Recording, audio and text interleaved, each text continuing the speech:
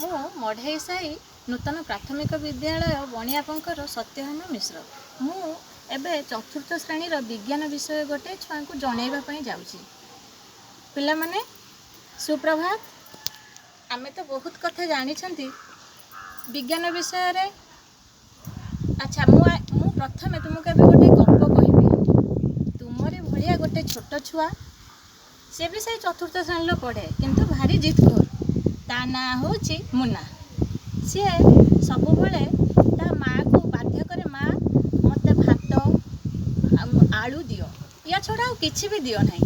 भात आलू भजा, आलू चटणी, आलू तरकारी तार से दुईटा भारी प्रिय।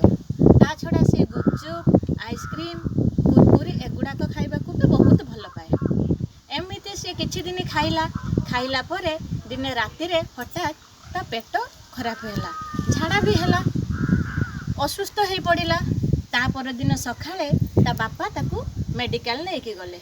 मेडिकल नेला परे सेठी डॉक्टर बाबू तार देखिले कौन होउची कौन नहीं। तापर ताकू डाकिले एठिके आसो, ताको ना पचारिले। तुमे तो पिला माने जाइथिबो डाक्तरखाना, सेठी डॉक्टर माने केमती पचारती जानिथिबो। ये भी गला परे एकु सब कथा पचारिला परे जेहेतु एको झाड़ा होउची, खाद्य ऊपर को आसिले डॉक्टर। तुमे आज कौन खाई, काली राति रे कौन खाइथिलो, तुमे कौन खाइबा को भल पाओ। मुन्ना कहिबा संगे संगे मुन्नार बापा डॉक्टर को सब कथा कहिले। सार से किछि खाइबा को भल पाएनी, केवल भात और आलू खाइबा को भल पाए। तू डॉक्टर कहिले अच्छा ताले सेइथि पई यार अवस्था ए भलिया। से जहाँ पढ़ुतले भी मने रहउथबनी, किछि प्रोग्रेस करि पारु नथिबो। एइथि पई बोध हुए पिलार एई असुविधा हेछि आ।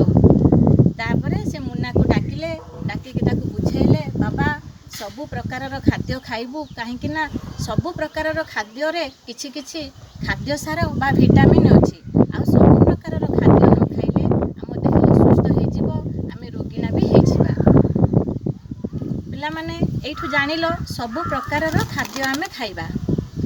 आमे एबे जानिबा चतुर्थ श्रेणी खाद्य सार विषय रे। अच्छा पिला माने कहिलो आमे तुमे आज सब सकाळे कौन कौन खाइछो? निश्चित आदि भात खाइथिबो, डाली खाइथिबो, आलू खाइथिबो बा अन्य किछि भी खाइथिबो, नुहे कि? आमे जानो सबु प्रकार खाद्य सार आमे खाउछंती। साधारणतः खाद्य सार होउची 6 प्रकार। कौन कौन ना श्वेत सार, पुष्टि सार, स्नेह सार, जीव सार, धातव लवण और जल। सब आम भातर भी सबु प्रकार खाद्य सार अच्छी, किंतु जो खाद्यर जार परिमाण अधिक ताकू आमे सही खाद्य सार युक्त खाद्य बोली कहिबा। श्वेत सार खाद्य, श्वेत सार खाद्य कौन पिला माने जो खाद्य आम पाटी की मीठा लगे ताकू आमे श्वेत सार खाद्य कहिबा। श्वेत सार खाद्य अच्छा पिला माने भात, भात खाइले तुमको मीठा लगे, अन्य खाद्य ठू टिके मीठा लगे। भात, चूड़ा, चीनी, गुड़, आलू यही गुड़ाक हूँ खाद्य श्वेत सार जातीय खाद्य। यही खाद्य गुड़िकर अधिक परिमाण रे श्वेत सार थाए।